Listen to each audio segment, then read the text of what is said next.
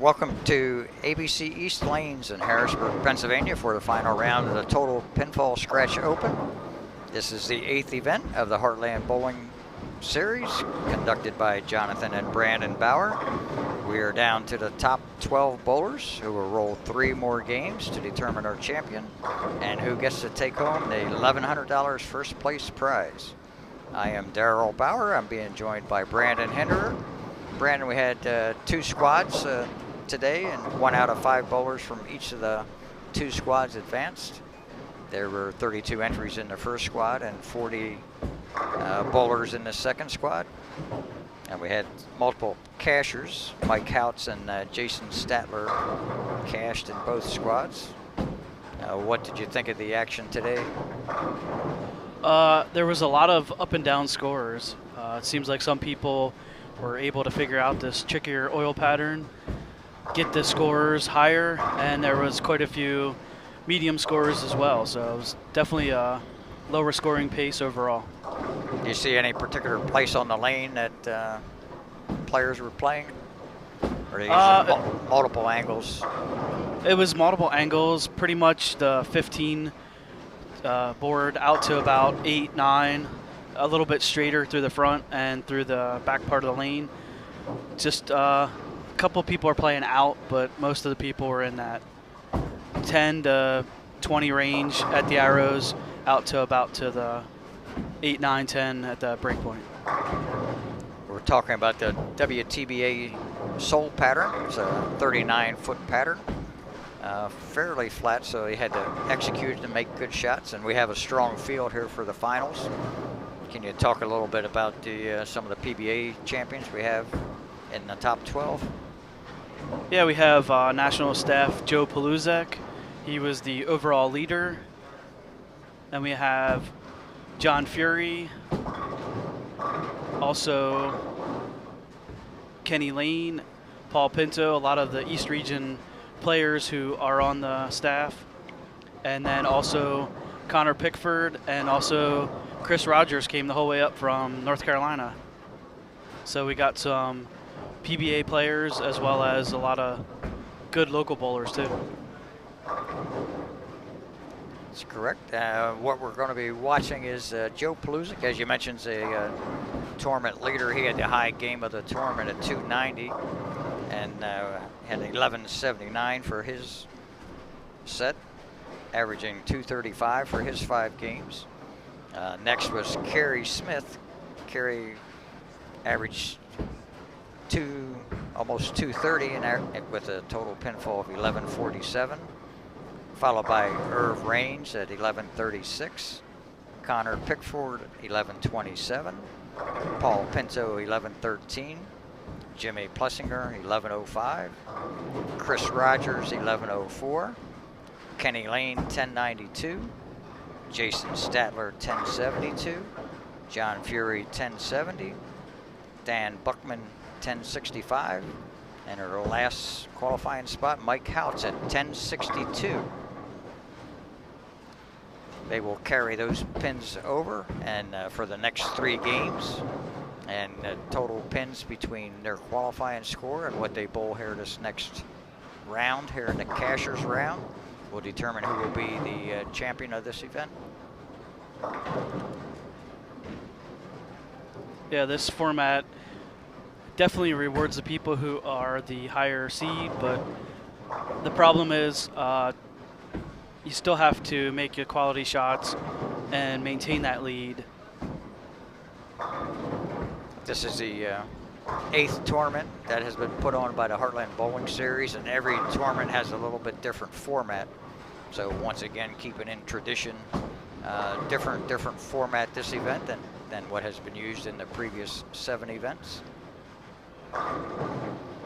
Yeah, most of the match play events you are just bowling against one opponent. So this one you're bowling against the whole field, and if you're lower down, you gotta maybe put a little pressure on yourself to shoot that big score to try to shoot up the leaderboard. And you only have 3 games, so it's a lot more difficult. Our first match, our 2 primary pairs we'll be watching will feature Connor Pickford, Paul Pinto and Jimmy Plessinger on lanes 3 and 4. And on lanes 5 and 6 will be Chris Rogers, Kenny Lane, and Jason Statler. And they will move after one game. They will move a pair to the right, with lanes 7 and 8 going back to 1 and 2. So we'll have some fresh featured faces in each game.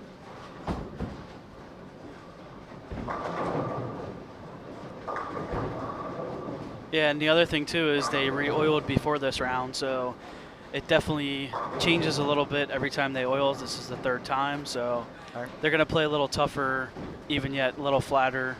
So it's one of those things where you might have had a good look and it might go away a little bit. So you always have to be adjusting and make that change. Yep, that's a good observation.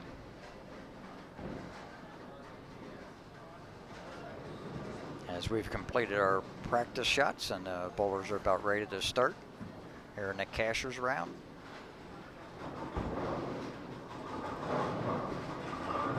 All 12 of the finalists are already going to be getting a check. They'll all be going for the first place prize of $1,100. We're going to open up the match with Connor Pickford starting on lane 3. Yeah, and earlier this year he was on the World Series of Bowling final. In the Viper Championship, he was the #1 seed, and eventually losing to Mika on TV. So he definitely is a veteran of the PBA, bowls really well, and see if he can continue to make up those pin difference.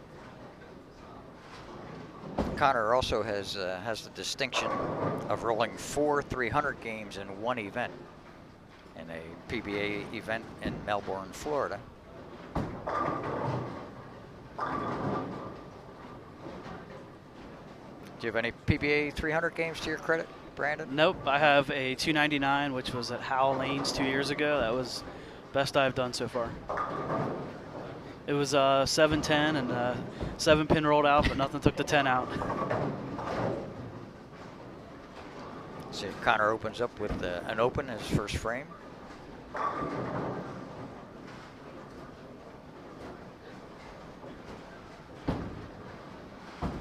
See Joe Paluzik, the tournament leader, rolling on lane 2. And Paul Pinto is going to make his first shot on lane 3.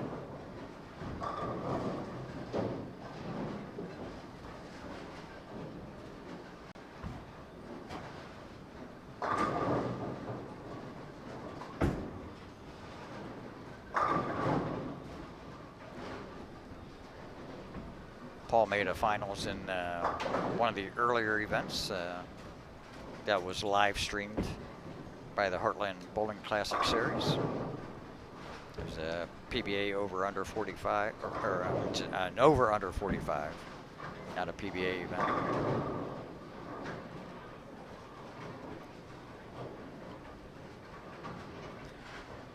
Yeah, with the only 3 bowlers on a pair, the transition is probably going to be a little less, so they'll be able to keep their lines all 3 games, possibly not have to move as much or adjust.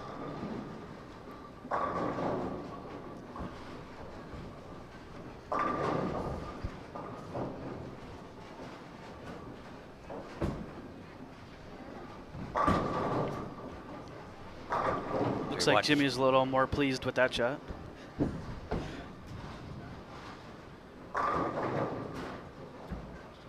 And then we have Kerry Smith on lane 2.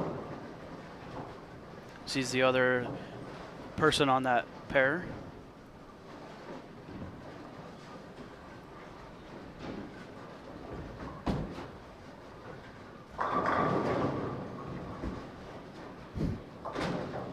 It's like the 3-pin sliding across the deck there for Paul. Yeah. Paul's the assistant coach at LaSalle College High School for boys. And congratulations to them. They won the Philadelphia Catholic League champions. Paul's the assistant coach for that team.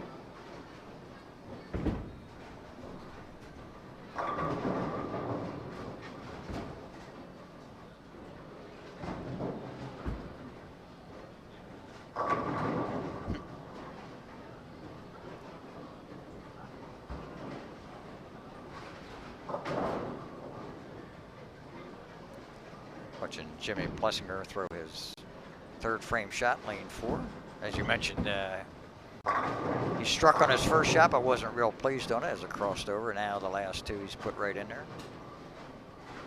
Jimmy's general manager at Suburban Lanes in New York, Suburban Bolorama.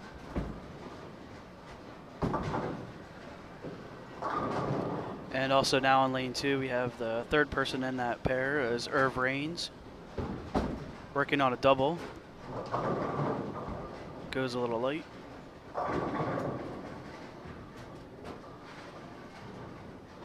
Irv was a high qualifier from the second squad, shot 11.36 for his 5 games.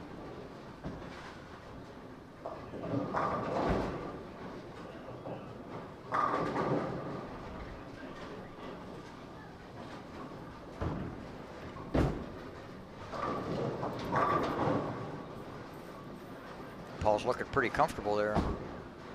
Yeah, he looked good during qualifying. He was nice and solid at the line, making his smooth approach like he always does, and definitely bowled pretty well.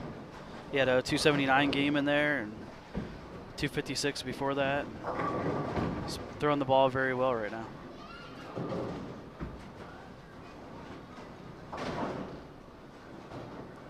And Connor with another strike. He's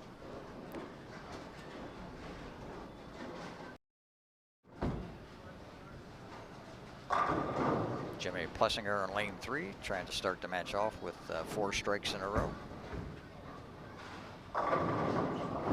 Ooh, And a little light, but gets the 10. Yep.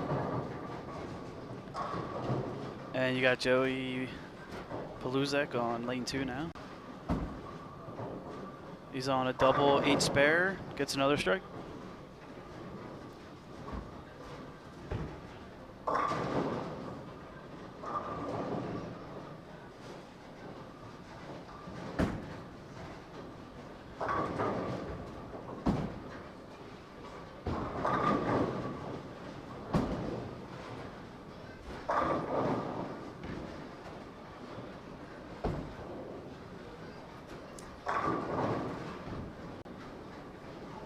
Connor Pickford looking to double with the shot on lane 3.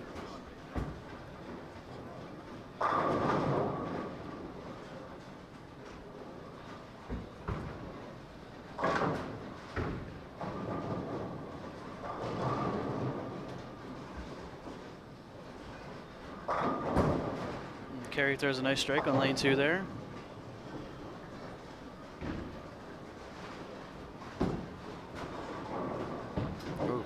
Ooh, and Paul just barely misses. You don't see that very often with Paul. He's pretty accurate on his spare shots.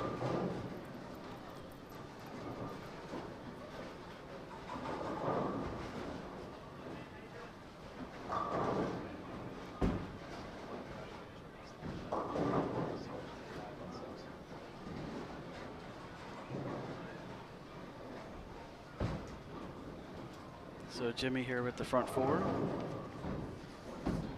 A little wide. He gets the 10.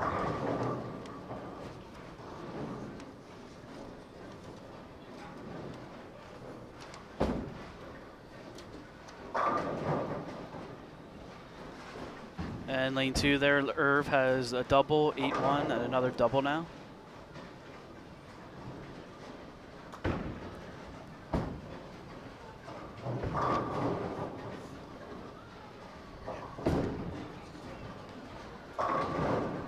Irv is living in New Cumberland, Pennsylvania now. He lived in Virginia for a while, and he has the Virginia state record for 3 games. He had an 887 back in February of 2009.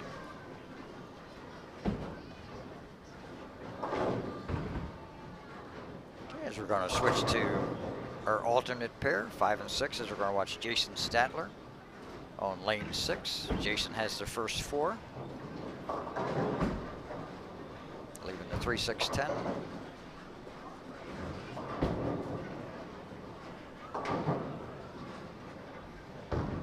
And on lane 5 is Chris Rogers.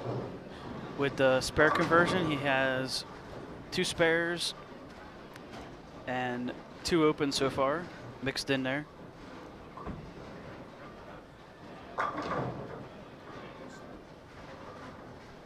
Chris had a hot hand his second block that he bowled. First round did not bowl that well. Second round averaged 220.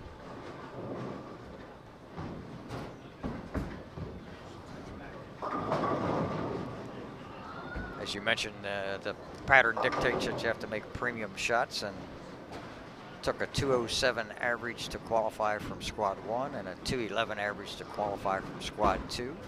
There were more bowlers on the second squad. And the third person there on lane 5 and 6 is Kenny Lane, who has strike, spare, strike, and the open with the 68 in the fourth.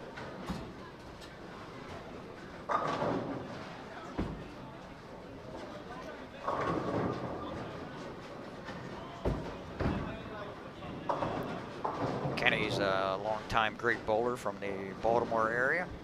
Operates a few pro shops.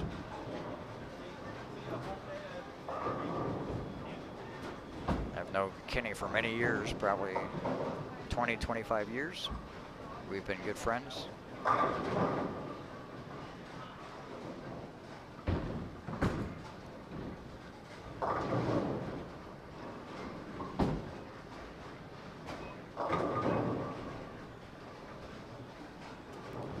Jason Statler's from Cherry Hill, New Jersey. Has 2 regional titles. One at Fort Meade, Maryland, and the other one at Turnersville, New Jersey. Comes back with that high shot with the strike to give him 127 in the 5th frame on that strike.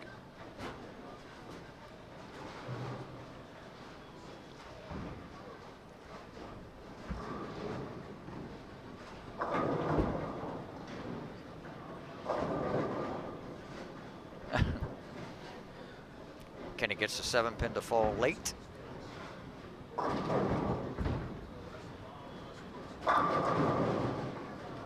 Then on the right side, lane 7, John Fury will be coming up here. He's got 9 spare, 4 in a row, another 9 spare. But again, on lane 5 is Chris Rogers.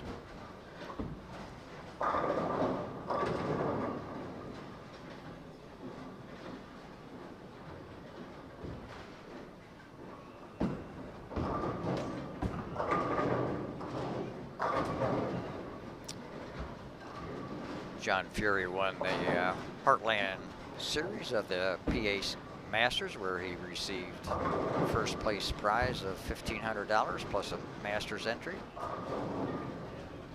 And John didn't bowl quite as good this year in the Masters. Last year he finished 41st. This year struggled a little bit more.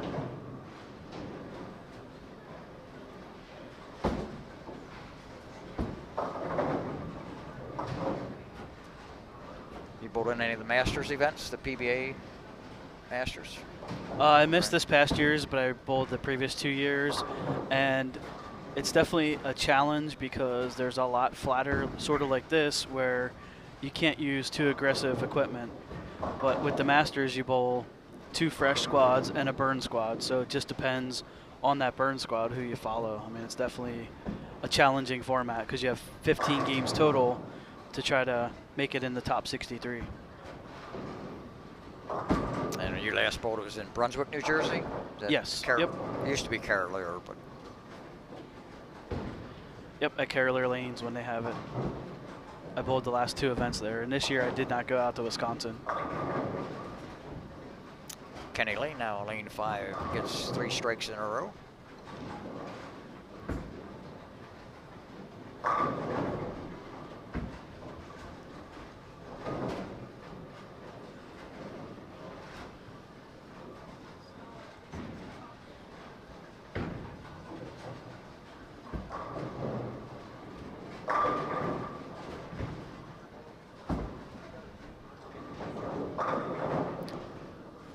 And on Chris lane Rogers. 5, shot through a strike shot. Lane 6 has his one regional title that he has in Tavares, Florida. Now Jason Stadler going to look for a turkey here after starting off 4 in a row, 7 spare.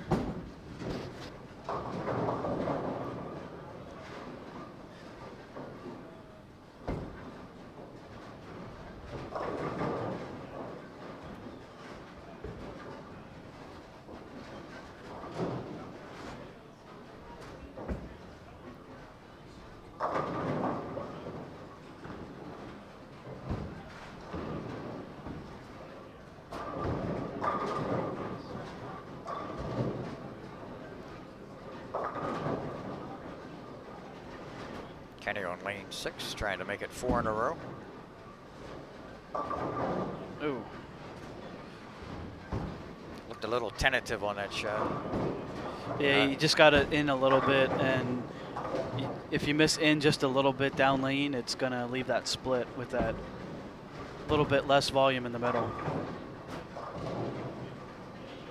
Like you said, it makes you make a quality premium shot. And when you miss a little bit, you pay the penalty.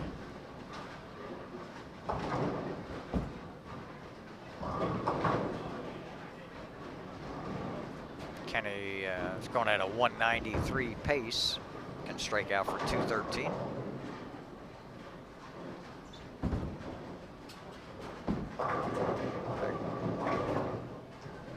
As Jimmy Plessinger converts the 10 pin on lane 4. He's gone at a 220 pace. And left lane, we got Paul Pinto on lane 3 on a 4-bagger.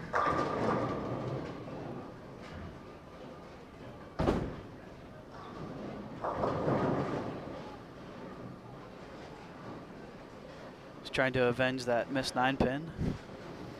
It doesn't look like it affected him any. Came right back with a 4-bagger.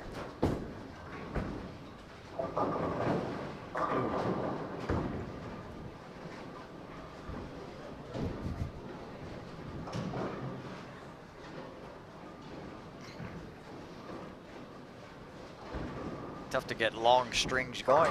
The condition a little sensitive to speed.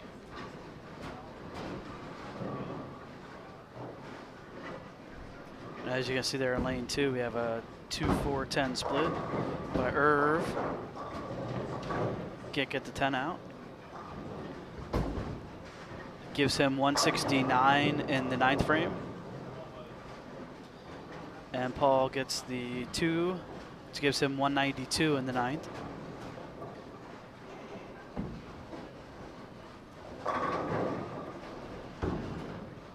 And Connor gets the strike on lane 4 to give him 187 9th and strike in the 10th. And Paluzek in the 10th frame starting on a double leaves the 10 pin.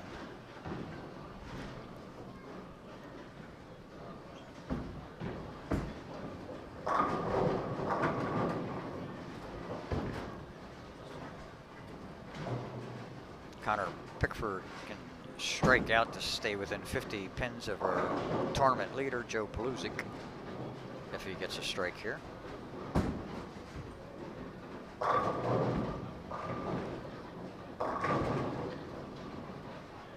And there it is again. You got it in just a little bit, and it didn't hold down lane and went high.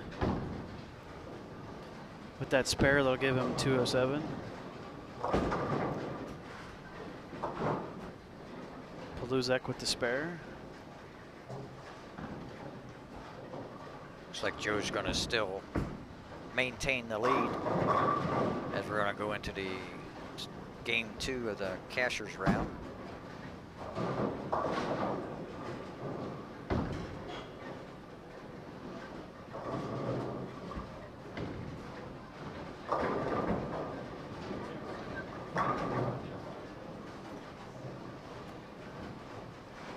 So Connor makes a spare for 207 game.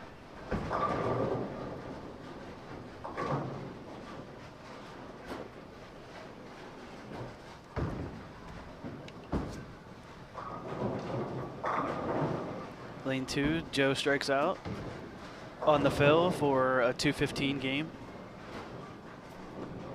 So he will keep his lead at this time. And Jimmy Plessinger strikes out for the 2:33.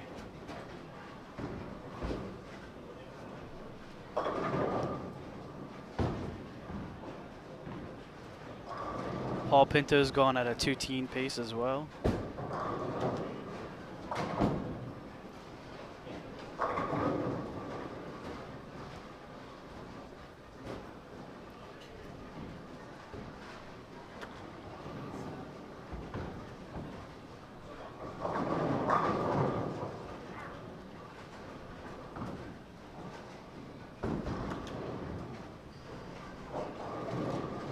With Jimmy Plessinger's 2:33 game, I think he's going to go into second place at the moment. Yeah, Carrie's struggling a little bit with the re-oil here. She just can't seem to get the right reaction. She's on a 160 pace.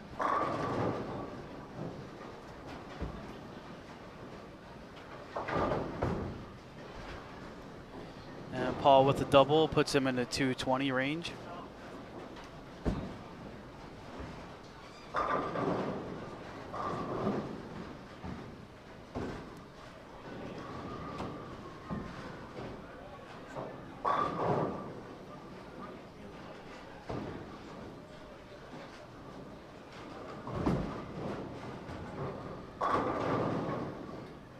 So Paul finishes the strikeout for 222.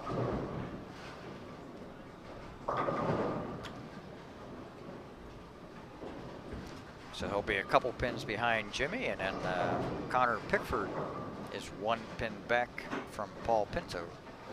So it looks like the race is pretty close for second place right now. Joe Paluzik did not hurt himself with that 2:15 game.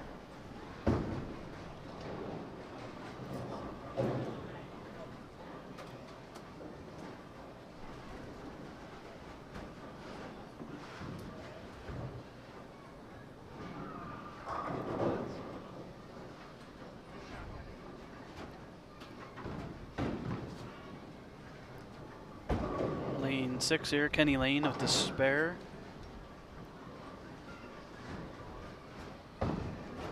Shoots 202.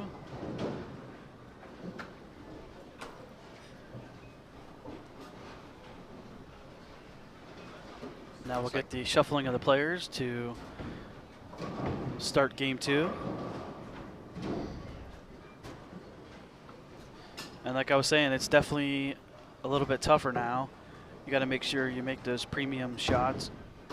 And we've seen quite a few splits from all the players. John Fury finished his game out with 2:56, and he'll fall into right around 5th place. So John picked up quite a few pins that game.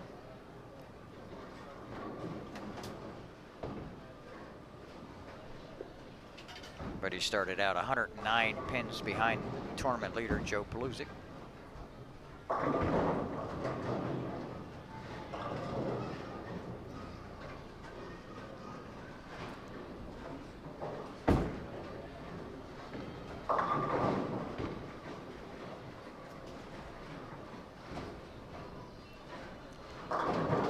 As we watch Joe Paluzik shoot at the 4-pin.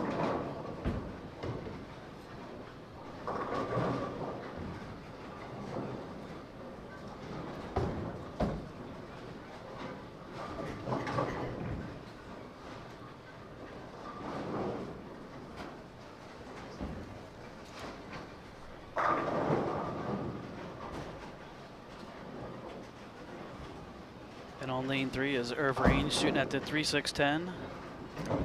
Ooh. Well, that shouldn't hurt too much since it's the first frame. And on lane 4 is Kerry Smith.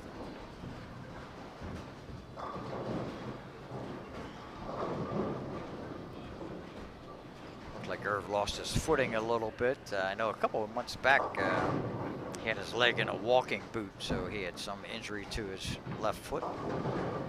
Back bowling looks like 100% right now.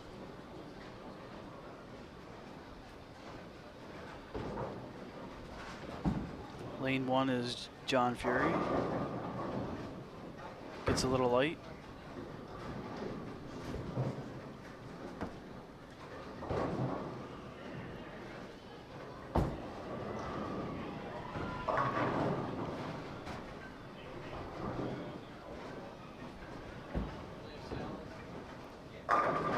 Biggest jump from game 1 was John Fury, going from 10th place up to 5th.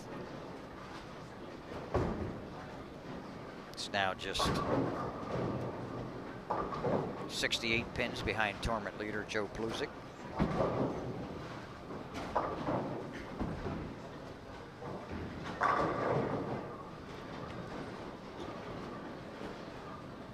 And there you see the results after 6 games. Joe Plusic still maintaining a lead. And again, this is 3 games total pinfall, so you just need to make sure you make your spares, and the last game will be very exciting because there can be, just like this round, a big move by one player. Irv gets the messenger to take the 10 out. See if Carrie Smith, coming up on lane 3, can get untracked. She had a couple double pinnacles the first game.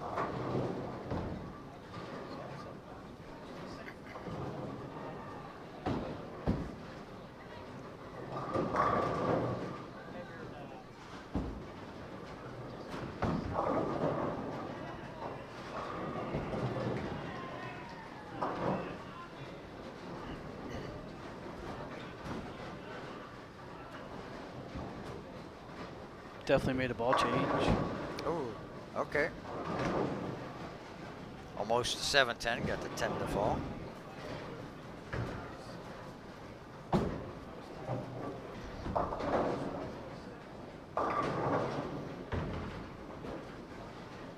Joe Plusic's on Brunswick's DV8 national staff. Joe has 4 PBA regional titles to his credit.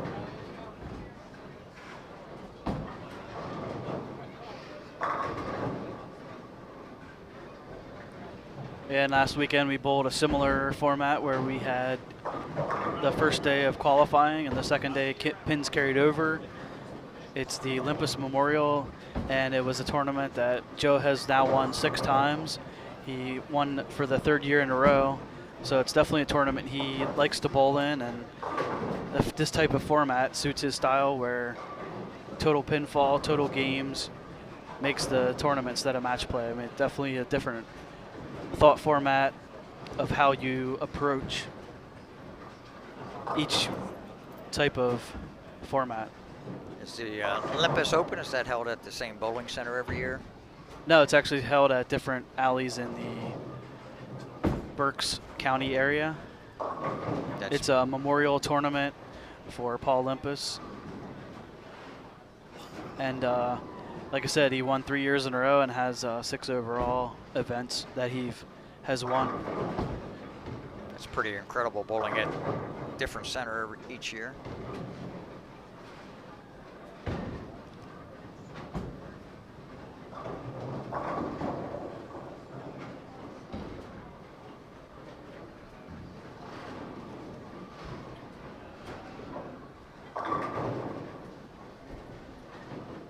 Carey goes a little high again after that ball change.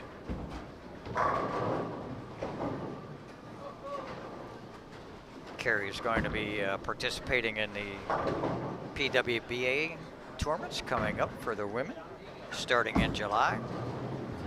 This will be their first year in about 10 years that the women's had professional events to participate in.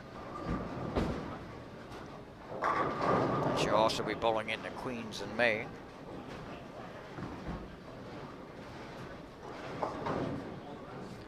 Yeah, it's definitely a good thing to have that back on the schedule, the USBC, to work with sponsors and get that rolling.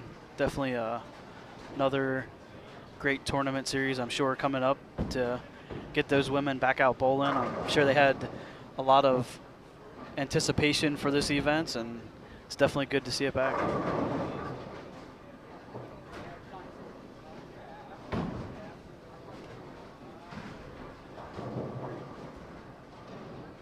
Joe has 9 spare, 8 spare strike on lane 3. Can you tell what ball Joe's using? He is using a DV8 Diva Divine. Okay. I don't know if it might be the same one he used last week.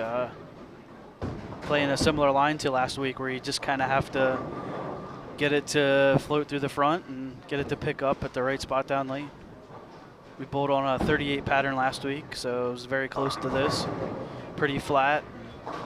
You just needed to make sure you make quality shots, and Joe can definitely make quality shots.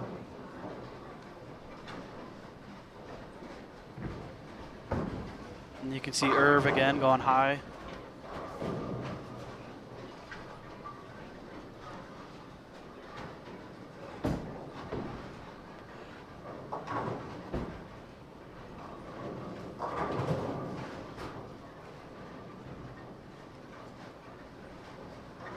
Joe's most recent PBA regional title was at Turnersville, New Jersey this year. I think it was a similar format where it's just a one-day event.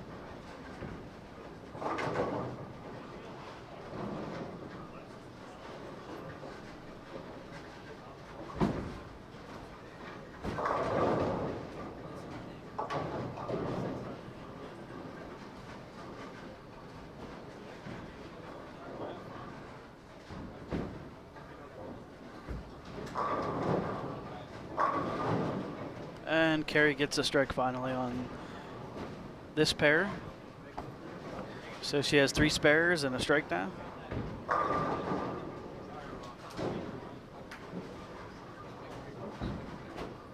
Ross, I'm out this.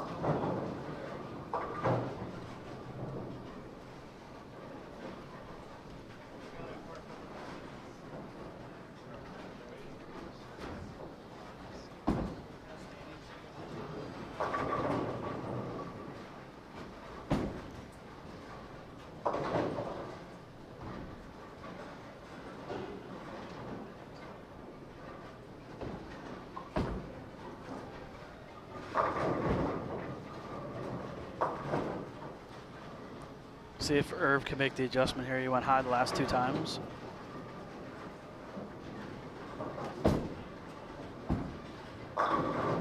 And he does. All 10 back in the pit. Good shed by Irv there.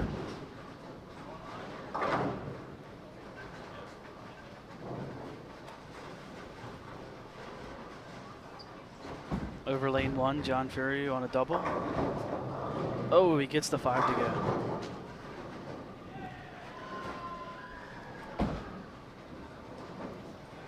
I'd say John has the hot hand so far in the Cashers round. As we're switch to lanes 5 and 6, and we're seeing Connor Pickford currently in 4th place.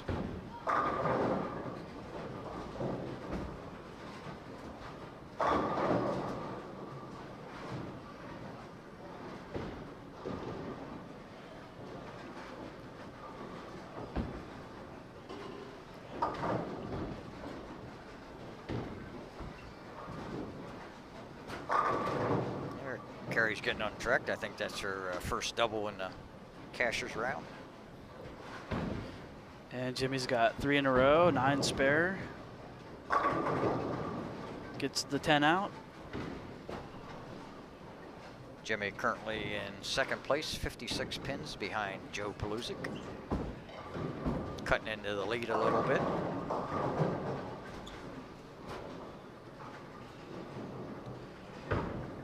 Paul Pinto just 1 pin, or just 3 pins behind Jimmy Plessinger.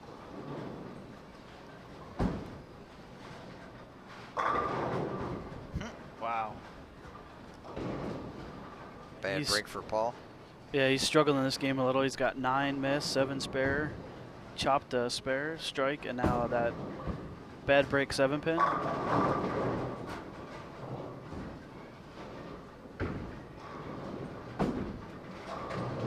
Connor here looking for a double.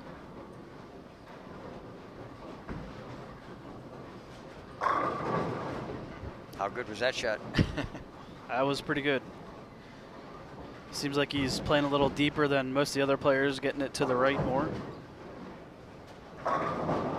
Has a little bit higher rev rate.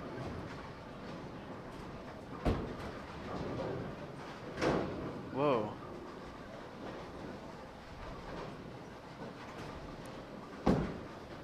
Paul's off his spare game today.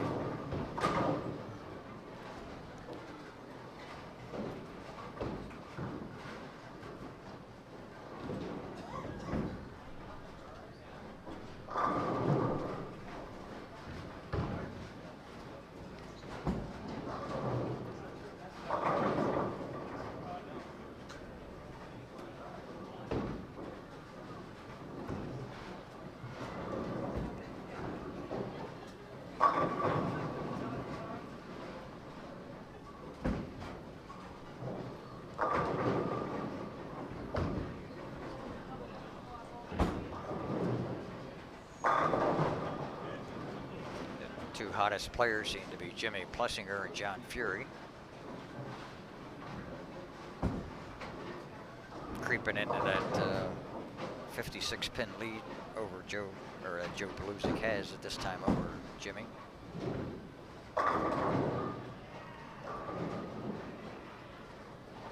Joe's a little determined there not to give up any more pins. Okay, you throw a double now, so trying to get back on track.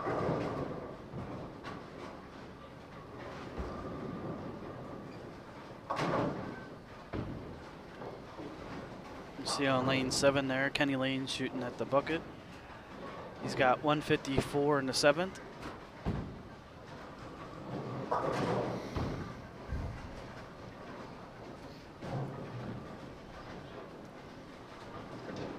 Find there's any more pressure being a tournament leader in this type of a format? Just after being a qualifying leader? Yeah, it definitely is, because you know everybody's chasing you, so you have to kind of do a little scoreboard watching and make sure you're keeping pace with everybody else. In some aspects, other people might look at it as, you know, I just need to keep doing what I was doing and not worry about everybody else. So there's two trains of thought there where you just gotta figure it out and keep grinding. And I think just need to stay focused on your shots and make your spares.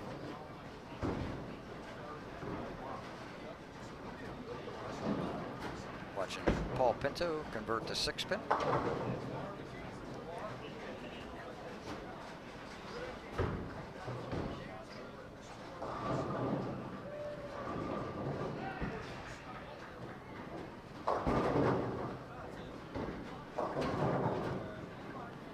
Jimmy on a double.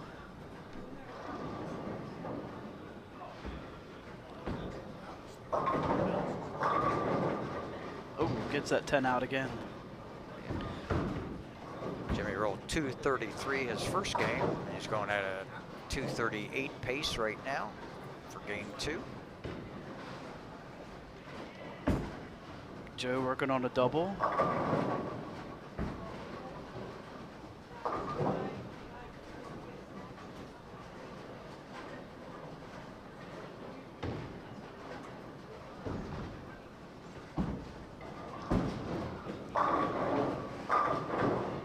John Furrier with a strike on lane 1. Gives him 218 in the 9th with a strike. And lane 2, we have Dan Buckman.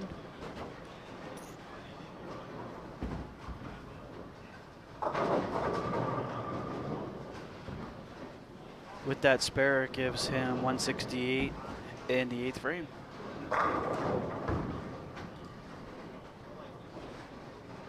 Dan had a big last game, 256 last game to qualify 7th on his squad.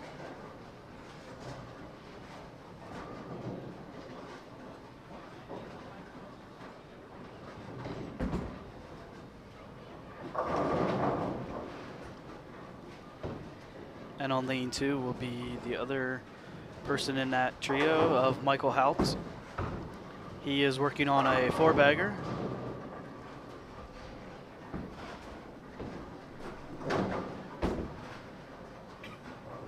Mike started off really hot the second squad at 236, followed by a 269. He's a tournament leader after 2 games.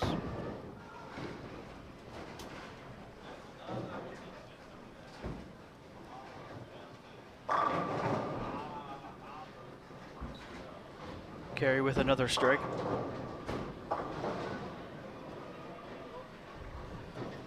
Lane 1 there, John cleaning up his spare for a 238 game. So John's Fury 256 game 1, 238 in game 2.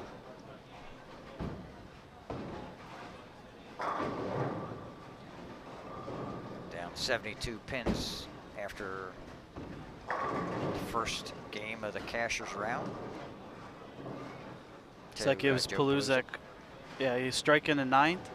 He's got 166 in the 8th. He can strike out for 220.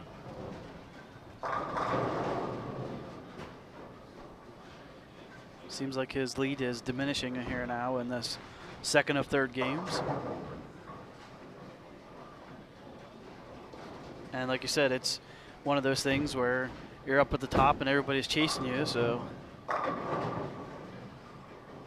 it's definitely difficult being the leader. Unless if you have a huge lead, then it's not not as difficult. I think Joe's used to a lot of these pressure situations, but you never quite get comfortable when you have the lead and you see a lot of strikes going on beside you.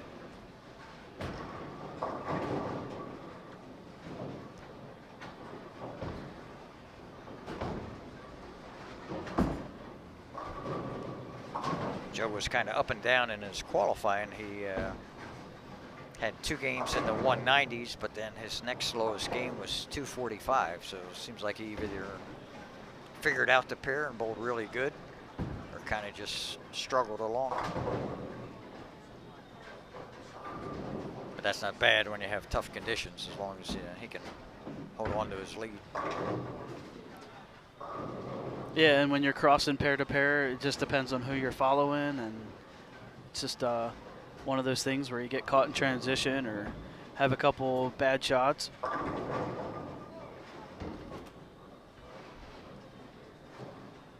So we got Joe here on the 3rd lane, striking the 9th with the 166. Trying to double to, oh.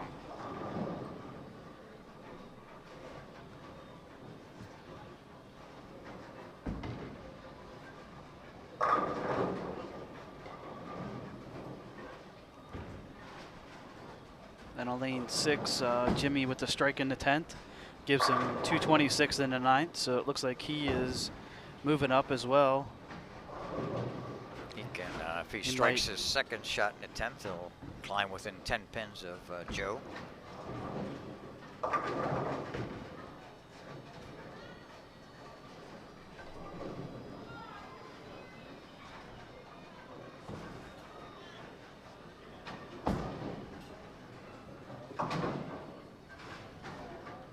As we watch Joe convert to 10 pin.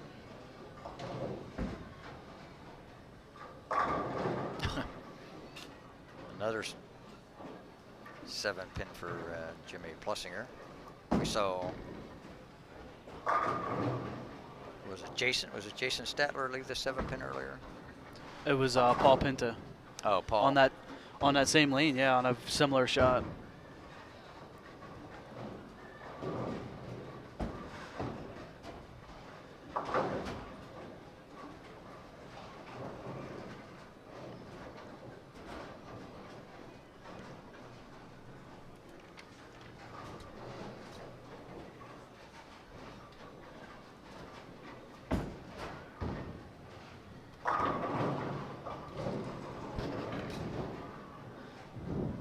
Irv is motioning to have the 10 pin respotted.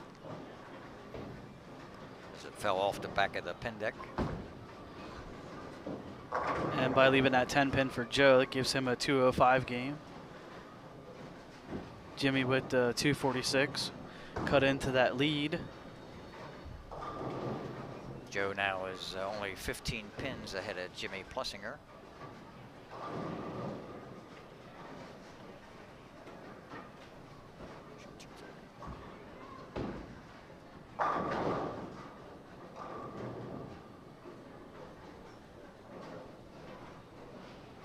And John Fury is within 40 pins of tournament leader Joe Pelusic.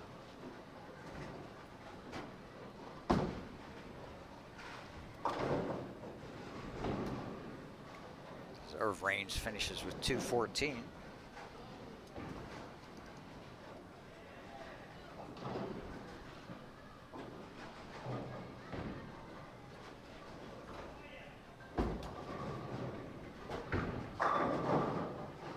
Watch.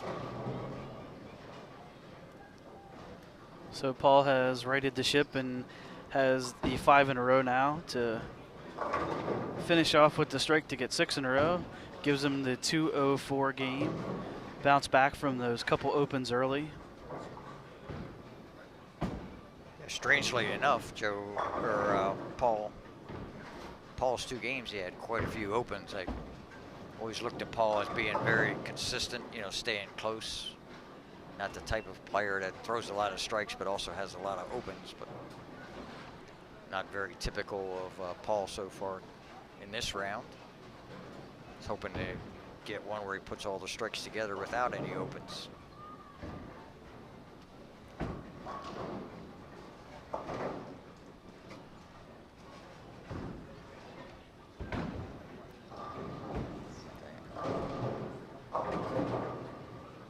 Connor Pickford leaving the 8 pin, his first shot of the last game.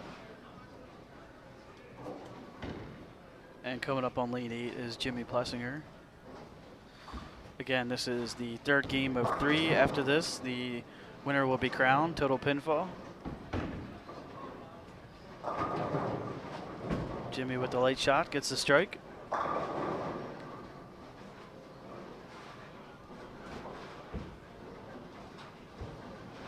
And Connor cleans up the 8 pin.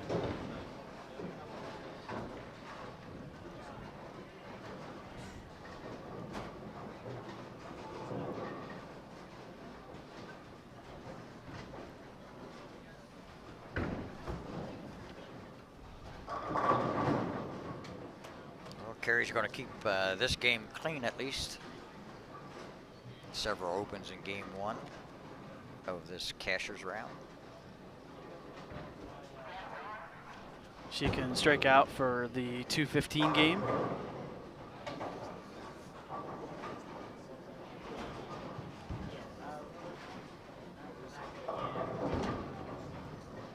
As pins come flying down from the rack. Having some lane issues on lane 3.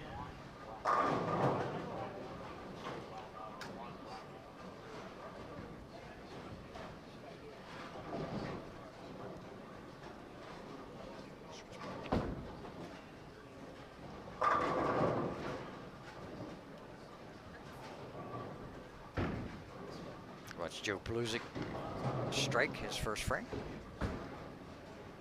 Lane 7, Jimmy. Got the double.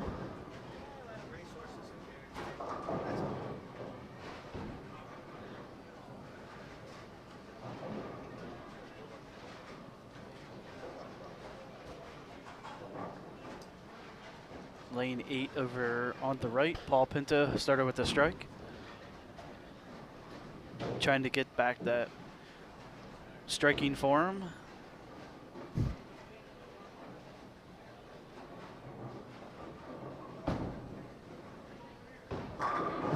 Does. Throws the double to start game 3, and Connor Pickford has 9 spare strike on lane 7.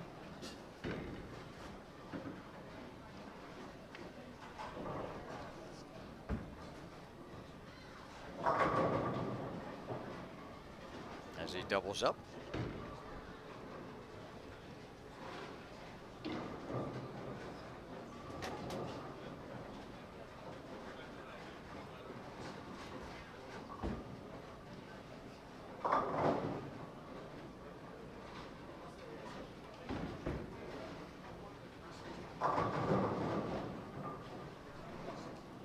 Jimmy leaving a 10 pin on lane 8.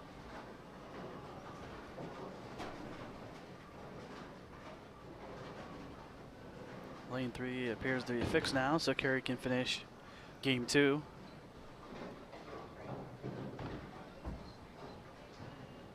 A little bit high, but carries the 4 pin. And with another strike, that'll give her 215.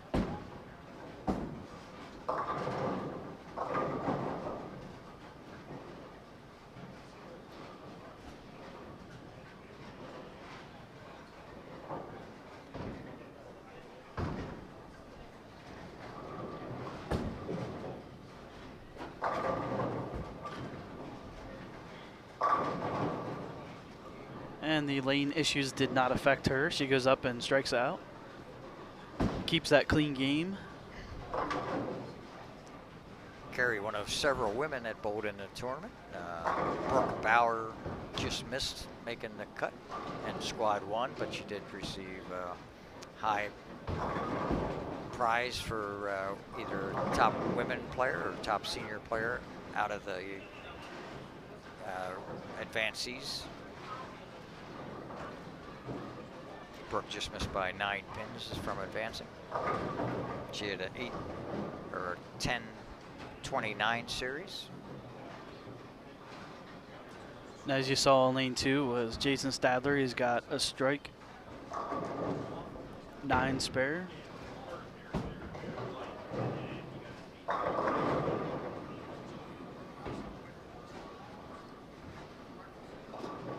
And we'll see if Fury here can continue his hot bowling. Definitely the top scorer so far for the first 2 games of the 3.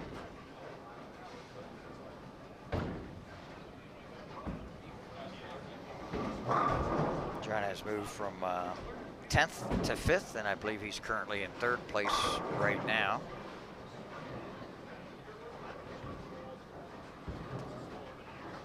I think Joe looks pretty determined there. Definitely. He, when he has a chance, he has that look and gets that look in his eye, and he definitely focuses a little bit more and makes quality premium shots. Because like you said, he's been in this situation many, many times. So we're watching Mike Houts throw his shot on lane 4. Mike's from Myerstown, Pennsylvania. He bowled 3 years for Lebanon Valley College. Been a PBA member for 11 years. And we have the updated standings. In 5th place is Paul Pinto with 1539.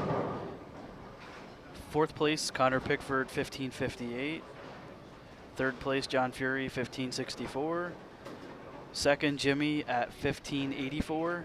And Joe still retains his lead at 1599, but definitely got cut into with that 205 game. So now he's only got the 15-pin lead over 2nd, and Paul Pinto is only 60 back in 5th place. So it's pretty bunched up, and some people can have a big game here, and it's definitely exciting action here at the last game, and the players know it. Gonna try that extra to make those adjustments and make sure they make those good shots.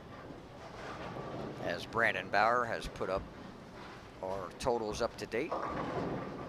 And as you're saying, Brandon, Joe's lead has diminished, but still clinging as he starts game 3 in the finals with a double.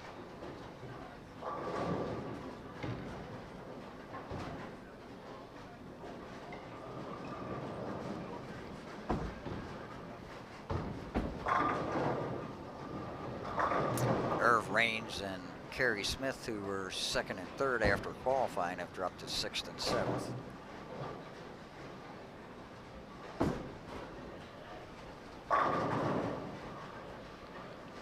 And Mike Houts throws a double.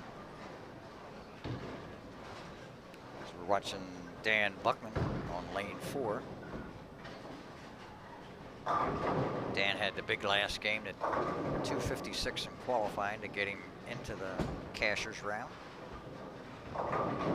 And he's had 203 and 208, so seems to struggle on the fresh.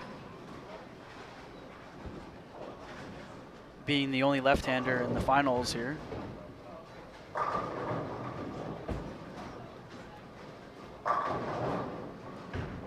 John Fury with another strike gives him the front 3.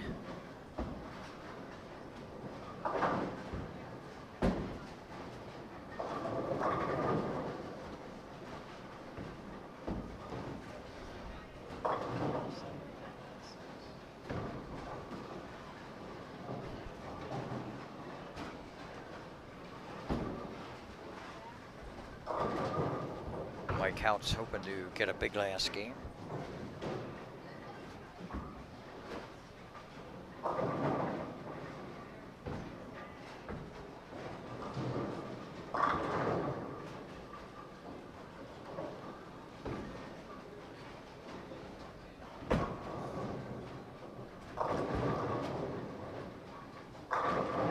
Little light, but gets him to go. I think Mike prefers to play that outside line in most of the tournaments I see him bowling. Yes, he's likes to play that outside 10, 5, 6, 7 area at the arrows and play that straighter line. Right. He has a high rev rate, but he has the speed to go with it, so he can play that straighter line. John Fury has the turkey to start on lane 4. He's been the hot bowler so far.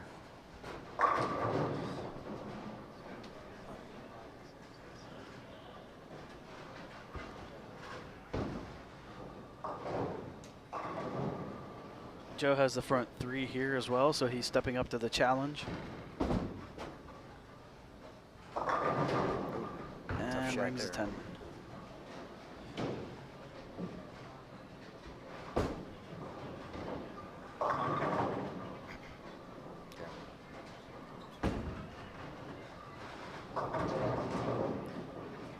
Lane 7 there, Paul's kept it clean so far through the first 7 frames.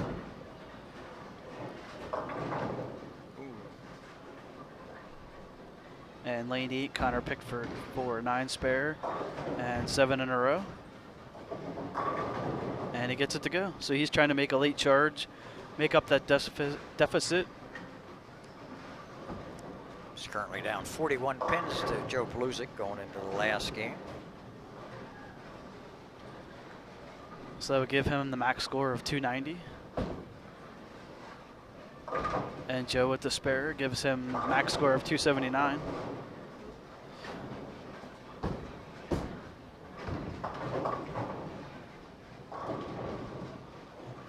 So there's still a lot of possibilities from a couple different bowlers.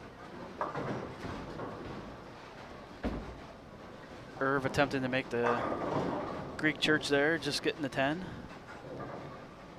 In lane 7, we have Jimmy on a double.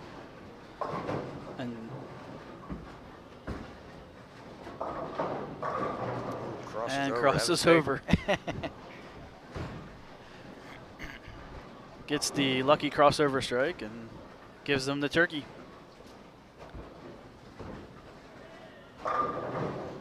Carey with a good shot, gets the strike.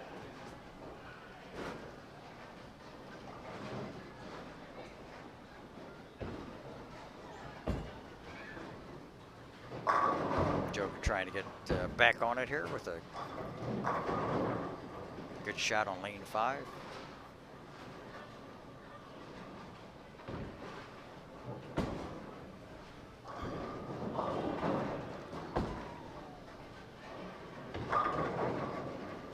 Soft 10.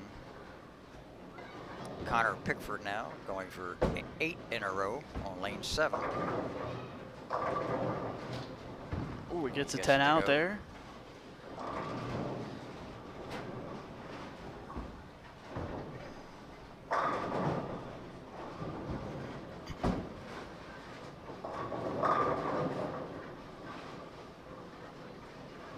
Irv with the strike on lane 6. Jimmy on lane 8. After the crossover hit, gets the strike. He's on pace for 250. It's really getting tight. Got Jimmy momentarily, I believe, has just taken the lead.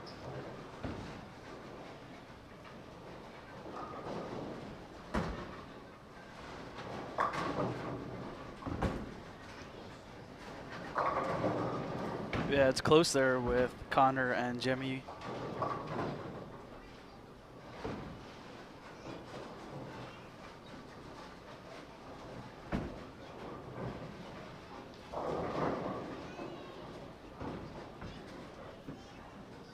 Okay.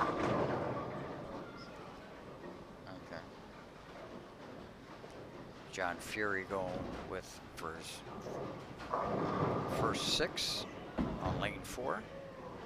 And he gets it. it. These guys are all rising up to the challenge. And Connor went a little late, left the 2-pin in the 10th frame. Joe makes the adjustment and gets the strike back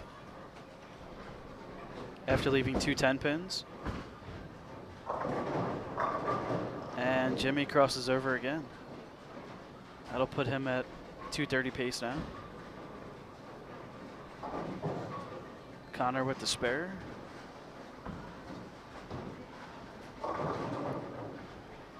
Strike for Connor will give him a 269 game. He will pass Jimmy Plessinger with that game.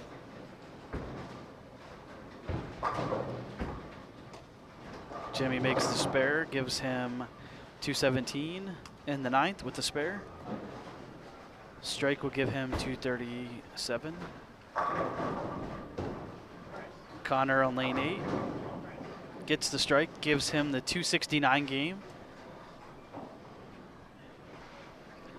Starting this, he was 41 back from Joe's lead, so definitely finishing early, putting that big number will give something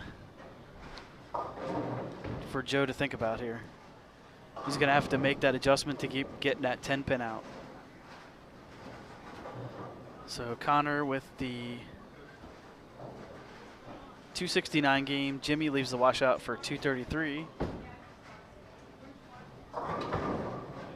And Paul with the strike could strike out for 248. He was 60 pins back of Joe of the lead. So that pair has stepped up to the challenge and figured out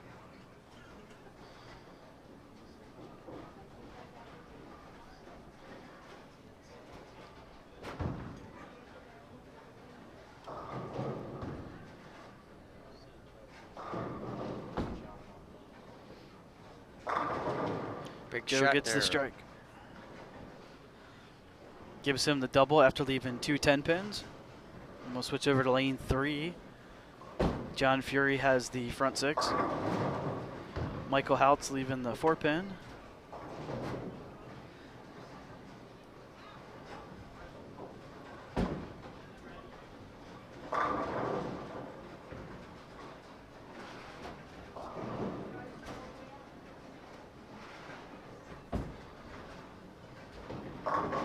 And John Fury with the crossover strike. Did not get that one as far as he wanted to, and gets the 6-10 out late.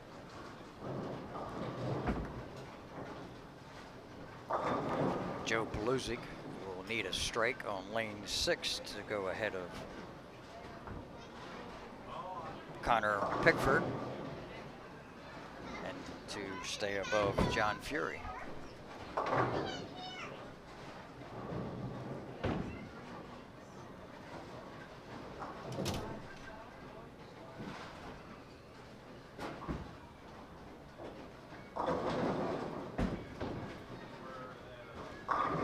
What a shot up again by Joe.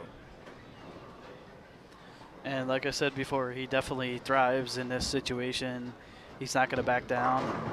Just continue to make quality shots.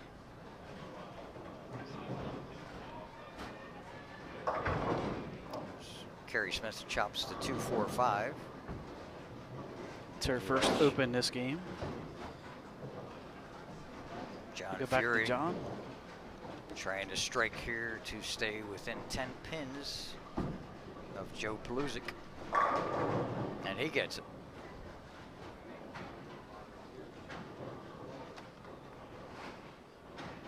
So both Joe Pelusic and John Fury, if they stay clean, will be above Connor Pickford.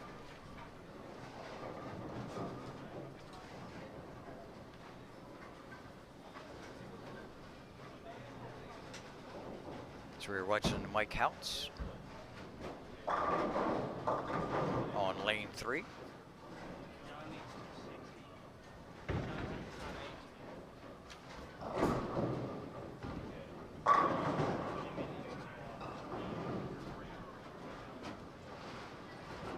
We're looking at a very exciting finish.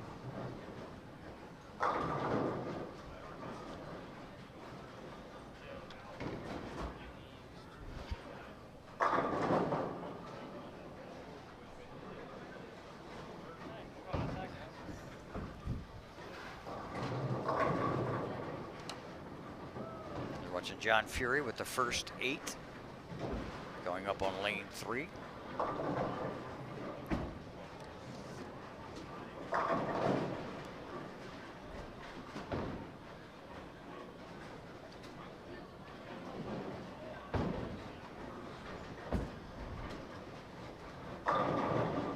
Leaves a 10-pin. Now puts John Fury in a driver's seat. Or Joe Pelusic in the driver's seat, I'm sorry.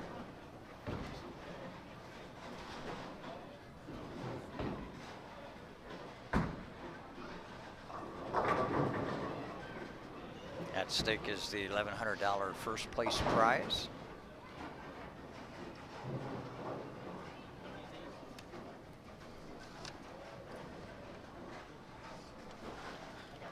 So Joe here on a turkey.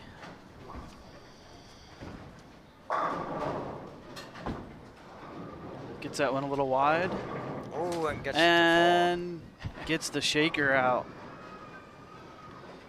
Lane 3, Fury makes the spare.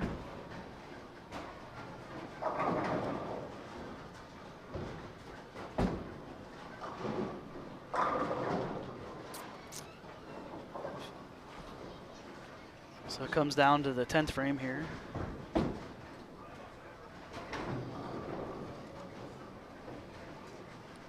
It's definitely going to be a very close top 5.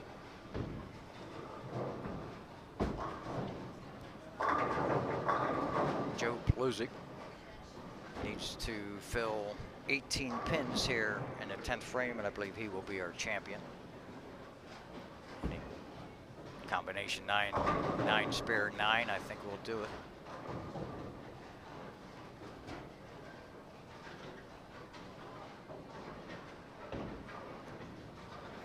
Some big games the last game.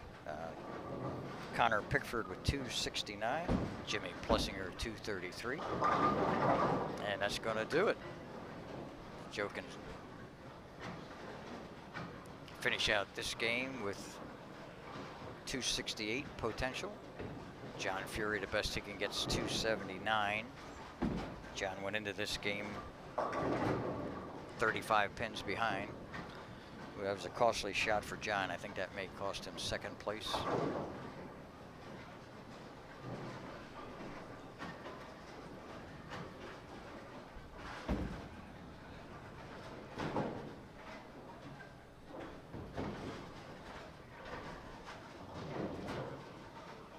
Watching Joe Pelusic finish out. Joe, the qualifying leader, led almost throughout the tournament, led his squad. At times flip-flopped with Connor Pickford and Kerry Smith. And Joe getting the 10-pin out of the 710.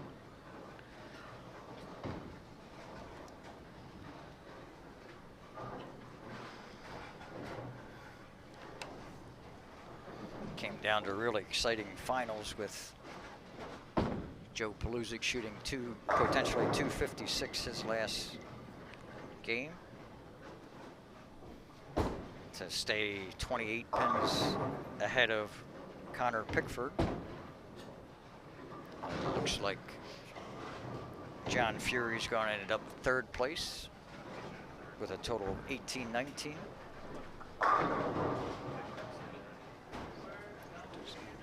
.257 for Joe.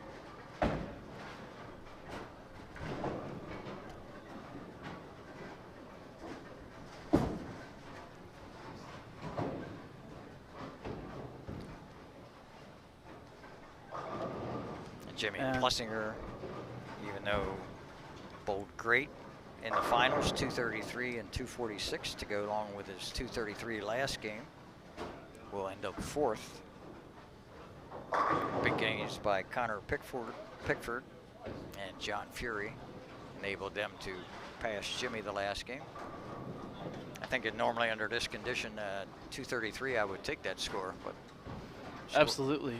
John stepped up through the front 8, left that 10 pin, but then just had a bad shot in the 10th frame to leave that split.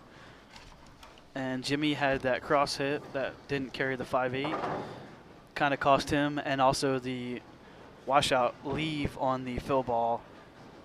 Even if he gets a strike, it moves him up that one spot. So it's just kind of a little tough there on the fill as we're watching Kerry Smith finish out.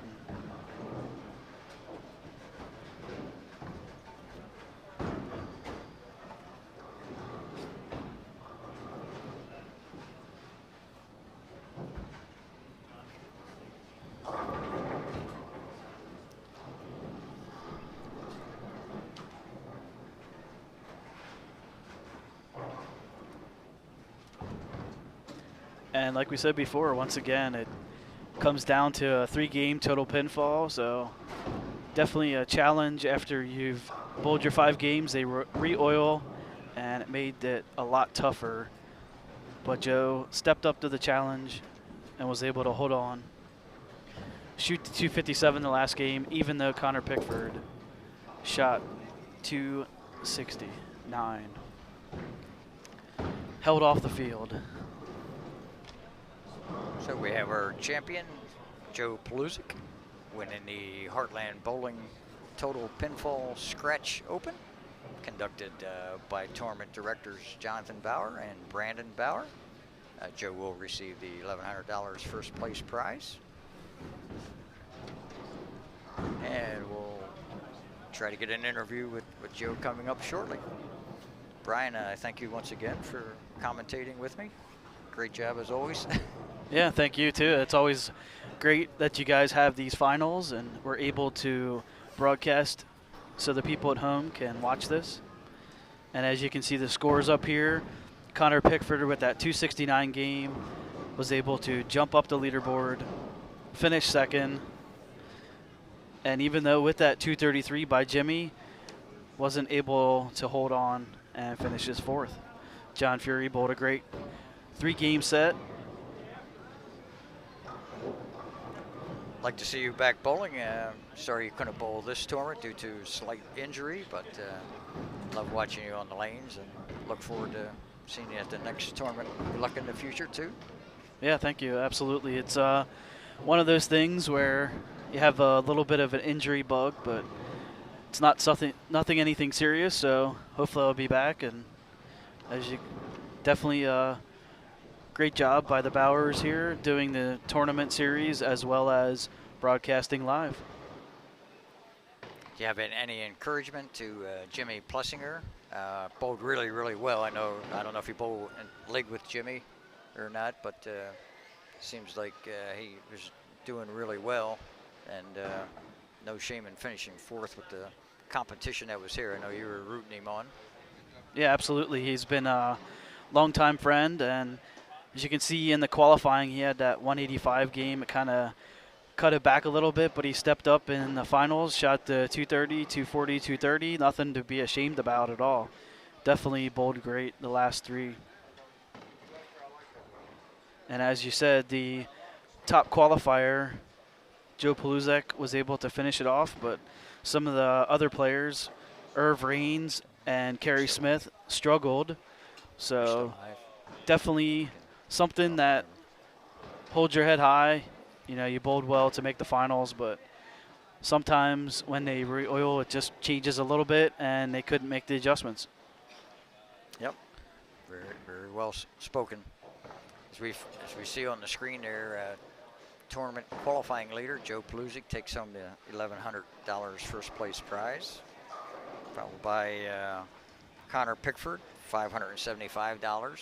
John Fury finishes third, Jimmy Plessinger fourth, Paul Pinto fifth, Jason Stadler sixth, Irv Raines seventh, Kenny Lane eighth, Kerry Smith ninth, Chris Rogers, another bowler from North Carolina, finishing 10th.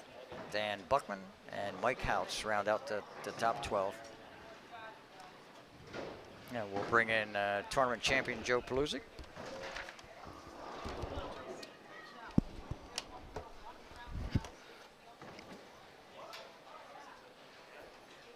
Congratulations again, Joe. Thank you. We say Thanks. this all the time. Were you any additional pressure for being a tournament qualifying leader? The real pressure was going into the 10th frame of the second game. If I throw a double there, I stay like 40 pins ahead of the next closest person. I go up by solid 10. I make the spare, and I leave another solid 10. I go to the third game, and unfortunately, the machine broke for a little bit, and we were waiting, and the other pair kept going. So they were like 5 frames in, and they all started. They had like 4 out of 5, everybody. So, you know, John Fury, same thing. He was waiting behind us, and when you get ahead and you get the racehorse a guy, and they're very strikeable, and you could finish with 240, it's a lot better than having to throw 5 more at the end to shoot 240. But luckily, I carried a real light hit in the 9th. I think that was it. I don't know exactly how close it was, but yeah, if you would have told me you had to shoot 257 the last game in order to win, I would not have thought that going in. Yeah. But you had Jimmy Plessinger stringing them out to the right he of you. bowled really good with the dude, and he got hosed with a 7-pin and a stone 9 in the first game. Otherwise, he has 250. I think he bowled 240 or 233. Yeah. Connor Pickford shoots 269 the last game, cuts into that lead you had over him. And then John Fury starts with the first 8. He could have closed you out if he shoots 300. But, you know, I don't think John could have shut me out. If John struck out, I think I could have doubled in the 10th and still had a chance. Right. But as it turned out, yeah, you're absolutely correct. So the WTBA soul pattern, you seemed to bowl pretty good on that. I know you thought it played a little tighter than last a lot time. Tighter this time. Yeah, I used a DV8 Diva Divine Diva pin up. I used it the whole tournament. I used the dude the 4th game today. Messed around inside a little bit. Thought they were going to break down where I had to give away the pocket more than I had to. But I used this ball and it had quite a bit of surface on it. I didn't expect. I never really expect to use that much surface. I think the way the game's being played now, using more abrasives and getting the ball to slow down more instead of just slowing your ball speed down makes the ball go through the pins the right way and keeps up with the guys with the bigger rev rates. Do you like the one-day tournaments? I think your last PBA regional title was a one-day event, correct? At Turnersville? Yeah, I guess one-day tournaments are doing pretty good right now. And how does your future look? Are you going to go out bowling the national tour hopefully I can ride this wave out and keep winning. I won last week in Limerick, one of my favorite bowling centers. I won today, and this weekend coming up we got we have Hubbard, Ohio regional, and that's on wood. And I prefer the old lane surface. I won't be using a lot of surface on the bowling ball there. And then we go to the following week. That's a regional. That's a couple days. But then the following week we'll be in Waverly, New York for the Valley Scratch action. Then we go from there we go to Maine for the national stop. It's just 3 game matches. So it's kind of like the Masters finals, but you just pay your way and you're in it. So we'll see how that goes. No one's really bowled there before, so I guess it's cool that way. You know, nobody's got an edge knowing the bowling alley. Well, this was the 8th tournament conducted by Jonathan and Brandon Bauer for the Heartland Bowling Tournament Series, and you've won 2 of them and finished 2nd in another tournament. So okay. I like this. Yeah. So anybody else got 2? No. All right. All right. You're the only one. So that goes along with your other many titles. How many are you up to now? This is 47 since I've been open at Joe's Pro Shop, May of 2006. So that's very cool. And thanks for having me. Coming off a win at the Olympus Open last weekend as well, correct? And yeah, that made it 3 years in a row for that. Yeah, so, that tournament's really good. It's just 10 games and top 5. So a lot of games. It's better, I think. This was really good having 8 games. So excellent. Well, Joe, congratulations once again. We see our tournament champion, Joe Paluzik, finishing the last game with 257 to finish ahead of Connor Pickford in 2nd place, John Fury in 3rd place, and Jimmy Plessinger in 4th place. Once again, congratulations, Joe, and we'll be signing off. And thanks. And we hope everybody has a good evening and have a safe trip home. All right. Thank you.